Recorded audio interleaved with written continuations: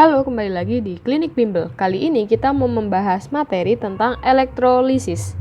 Jadi, perlu diketahui, untuk elektrolisis sendiri itu nanti terjadi pada larutan atau lelehan atau disebut juga sebagai leburan. Nah, untuk larutan sendiri itu nanti terdiri dari yang namanya kation sama anion. Kation itu berarti bermuatan positif, kalau anion itu yang muatannya negatif. Kation itu disebut juga sebagai katoda nantinya. Kalau anion itu berarti anoda. Nah, berhubungan sama redoks kemarin, tadi kalau katoda maka reaksinya akan mengalami reduksi. Sedangkan anodanya itu akan mengalami oksidasi.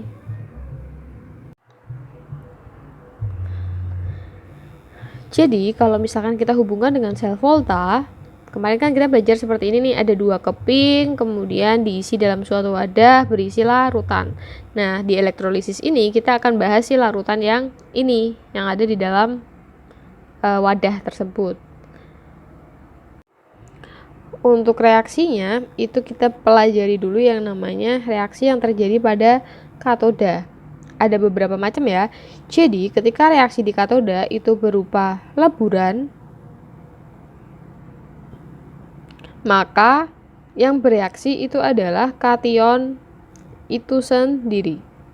Jadi, misalkan NaCl, kationnya kan Na. Nah, maka Na-nya yang akan bereaksi menjadi X plus menjadi X. Di sini di kiri kan ada muatan, di kanan nggak ada, berarti kita tambahkan elektron. Nah, selanjutnya kalau misalkan bentuknya itu adalah larutan, maka akan ada beberapa kondisi. Yang pertama, ketika dia mengandung H, akan bereaksi 2H plus ditambah 2E menjadi H2. Jadi kalau ada kandungan H plusnya, yang bereaksi itu adalah H-nya. Jadi nanti kalian menuliskan reaksi H ini. Misalkan H2SO4, HCl. Nah, ini masuk ke larutan dan yang bereaksi adalah H-nya.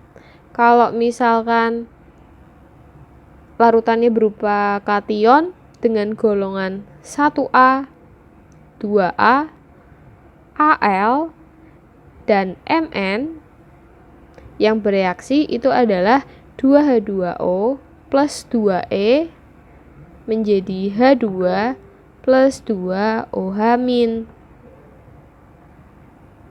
Selanjutnya yang ketiga, kalau misalkan reaksinya itu kation selain di atas, yang bereaksi adalah kation itu sendiri, kita tambahkan dengan elektron menjadi X. Selanjutnya, kalau misalkan reaksi yang di anoda, ketika dia adalah anodanya inert atau stabil, contohnya seperti PT, C, atau AU.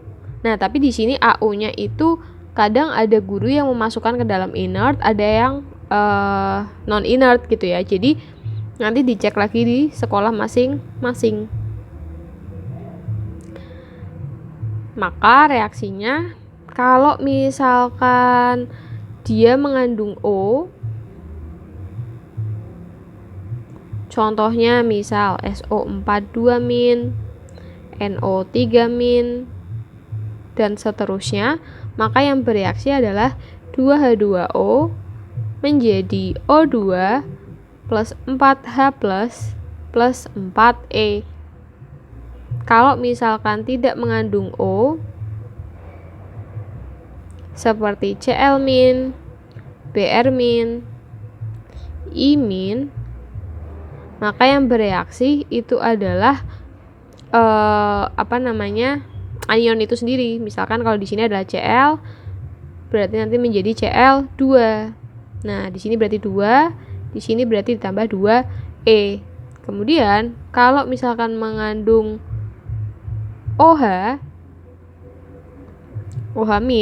maka nanti reaksinya adalah 2H2O plus O2 tambah 4E, berarti di sini ada 4. Nah, ada 3 kondisi.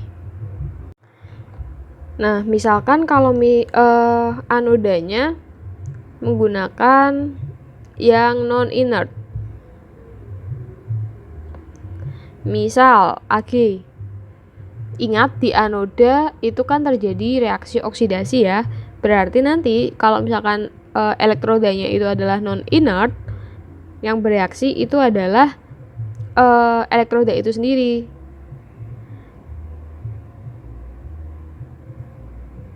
Misalkan kalau Ag biar oksidasi berarti menjadi Ag plus lalu ditambah E. Nah, nanti kalau Fe berarti kayak gitu juga. Jadi Fe yang bereaksi. Jadi kalau anoda itu bergantung dengan yang namanya elektroda. Elektroda itu adalah kepingan yang ada di dalam wadah. Yang tadi seperti ini kan ada kepingan tuh. Nah, ini yang elektroda yang disebut.